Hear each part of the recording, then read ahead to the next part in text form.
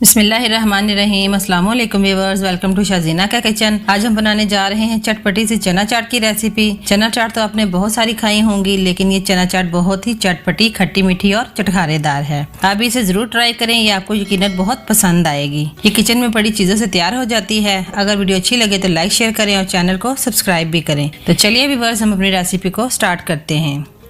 सबसे पहले हमने तकरीबन 200 ग्राम चने लिए हैं। चनों को हमने बॉईल कर लिया है।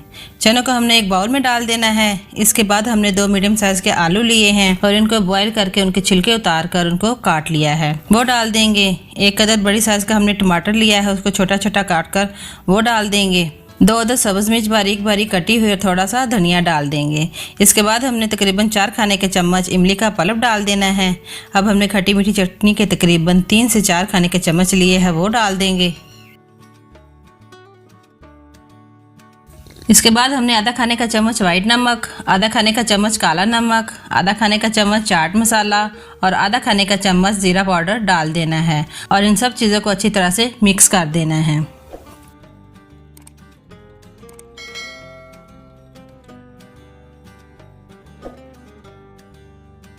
अच्छी तरह से मिक्स करने के बाद अब हमने एक छोटी साइज़ का प्याज लिया है और इसको बारीक बारीक काट कर थोड़ा सा ऊपर नमक डालकर उसको मसल कर अच्छी तरह से धो लिया है, वो डाल देंगे और अच्छी तरह से मिक्स कर देंगे। देखिए व्यूअर्स, हमारी मज़ेदार सी चना चाट की जो रेसिपी है वो सर्विंग के लिए तैयार है।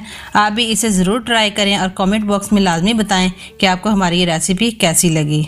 अब हम इसको मज़ीद खूबसूरत और चटपटा बनाने के लिए नींबू के साथ गार्निश कर देंगे।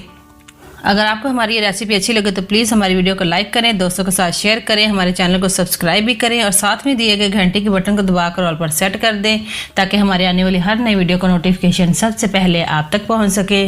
मिलते हैं एक नई रेसिपी के साथ। दुआओं में याद रखिए। Thanks for watching. अल्लाह हाफिज़।